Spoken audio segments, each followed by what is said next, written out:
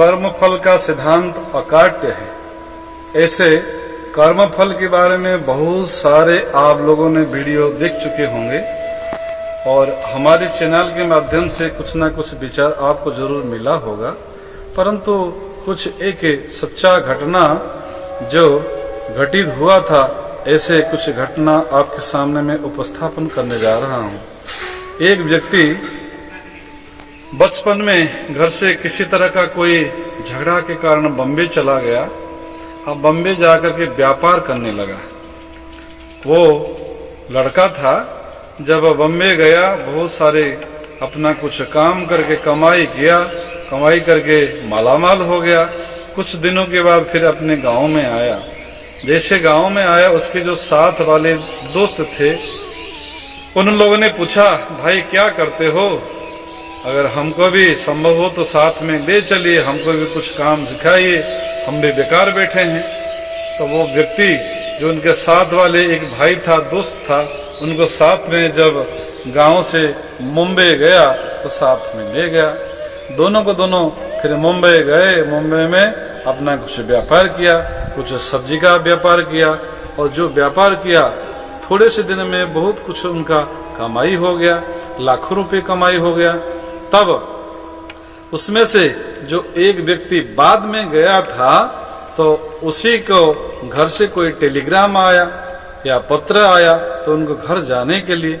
तब फिर उन्होंने बोला कि भाई मेरे घर से ये पत्र आया है, मुझे घर जाना है, जो कुछ हम दोनों मिल करके कुछ कमाई किया था, जो कुछ हिस्सा होता है, हमको कुछ जो देना है आप दे दीजिए, मैं निकल जाऊंगा। तब उसके मन में थोड़ा सा दुर्बुद्धि घुस गया, लोभ आ गया, क्योंकि उनके पास बहुत सारे पैसे हो गए थे। अब जब उनको साथ में लेके आए थे, दोनों मिल करके काम कर रहे थे, काफी लंबा समय 2-4 साल हो गया था, तब उनको लोभ आया। रात को दूध पी करके सोते थे। वो व्यक्ति क्या किया, रात को दूध लाते थे और दोनों पी करके सोते थे। जो पहले गया था वो व्यक्ति दूध लाता था, जब अकेले जाकर किसी दुकान से दूध लाता था, दूध लाते समय कुछ उसमें जहर की पुड़िया ले आया। उनके मन में ये पाप छू लिया कि उसमें कुछ जहर डाल दूं और उनको पिला दूं, तो वो राम नाम सत्य हो जाएगा और सारे के सारे पैसा मेरा हो जाएगा। तब ऐसा ही किया और रात को वो व्यक्ति दूध ला करके उसमें कुछ जहर मिला करके जो साथ में गया था लड़का, उनको पिला दिया। वो बेचारा रात को 12-1 बजे राम नाम सत्य हो गया, उसका देहांत हो गया। और रात साथ में तो और कोई थे नहीं। उन्होंने सोचा कि किसी स्मशान में जाकर के इसको अगर जला दें तो कुछ भी पता चलेगा नहीं और सारे का सारे पैसा मेरा हो जाएगा। तब रात को उसको किसी गाड़ी वाला को बुला करके उनको ले करके स्मशान में चला गया, स्मशान में जलाने के लिए। लेकिन वहाँ जो गेट कीपर था उनको रोक लिया, बोला कि रात को इसी उम्र के एक लड़का को तुम लेके आए हो, साथ में और कोई नहीं है, हमें डाउट हो रहा है, तुमको इसका जो किस तरह ये मरा तो उसका कोई डेथ सर्टिफिकेट चाहिए। घर में मरा या हॉस्पिटल में मरा, किसी डॉक्टर के सामने ऐसा कुछ घटित हुआ तो उसका प्रमाण चाहिए, तब हमको जलाने देंगे। तो वो व्यक्ति उस डेड बॉडी को वहीं छोड़ करके गया, घूमते घामते गया, बहुत सारे डॉक्टर के पास गया, लेकिन सभी डॉक्टर ने सारे बातों को सुनते थे लेकिन मना कर देते थे कि नहीं, हम झूठ मूठ की कोई सर्टिफिकेट नहीं दे सकते हैं जिससे उनको आप जला दें। लेकिन आखिरी में किसी ने कह दिया कि 1-2 नंबर का डॉक्टर हैं, उनके पास जाइए, वो आपको इसका सर्टिफिकेट दे देंगे। तो फिर वो व्यक्ति उसी के पास, उस डॉक्टर के पास गया जो 2 नंबर का डॉक्टर था, और उनसे जो सर्टिफिकेट ला करके रात को स्मशान में जला दिया और फिर अपने कमरे में आ गया। और कुछ दिनों के बाद फिर अपने गांव में आ गया, और गांव में आके उसका जो समय हो गया था, शादी का समय हो गया था, बहुत सारे संपत्ति पैसे लेके आया था, बहुत अच्छा मकान बना लिया, घर बना लिया और शादी हो गया। शादी हो के उनका एक लड़का भी हो गया और लड़का भी बड़ा हो गया।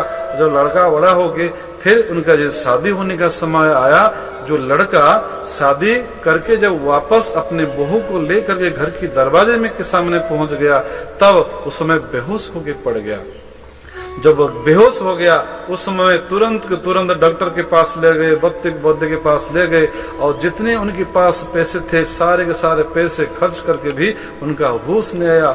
बहुत लंबा समय शरीर के अंदर जान तो था ही, वो जीवित तो था, लेकिन होश में नहीं था, जैसे कोमा में चले जाते हैं ऐसे पड़ा रहा। लेकिन उसके पास जो भी धन संपत्ति उन्होंने उपार्जन किया था सारे के सारे संपत्ति उसमें चले गए।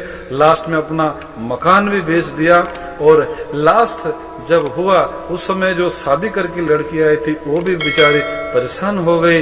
अब जब आखिरी समय आया तो उसने आंख खोल करके लड़का ने कहा, तुम मुझे पहचान रहे हो?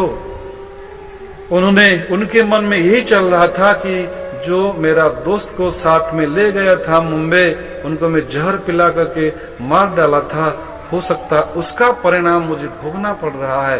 उनके मन में यही चल रहा था। और उनका जो लड़का आंख खुल करके अंतिम समय में बोला कि पिताजी आप मुझे पहचान रहे हैं? तो उन्होंने कहा कि नहीं पहचान रहे हैं, मैं बताता हूँ सुनो। तुम जिसको जहर पिला करके दूध में जहर डाल करके मार डाला था, मैं वही हूँ, तुम्हारा बेटा बन करके आया था, क्योंकि मेरा संपत्ति को तुमने लूट लिया था और तुम्हारे सारे के सारे संपत्ति अब लूट गया है। अब उन्होंने पूछा कि तुम तो बेटे बन करके आ गए, और ये जो बहू हैं उन्होंने तो कोई कसूर नहीं था, उनको क्यों दंड मिला?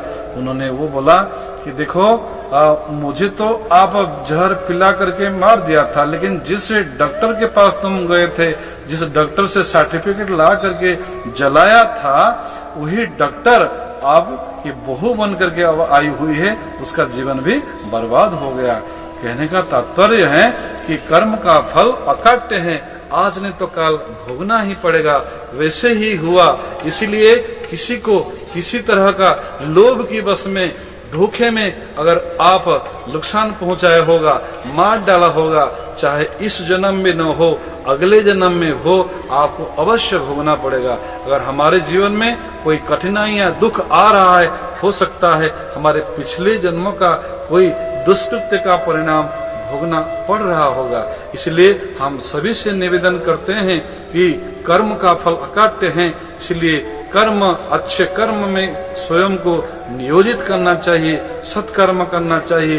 दुष्कर्म अगर कोई भी करता है उसका परिणाम आज नहीं तो कल भोगना ही पड़ेगा। इसलिए लोग कहते हैं भगवान का घर देर हो सकता है लेकिन अंधेर नहीं है।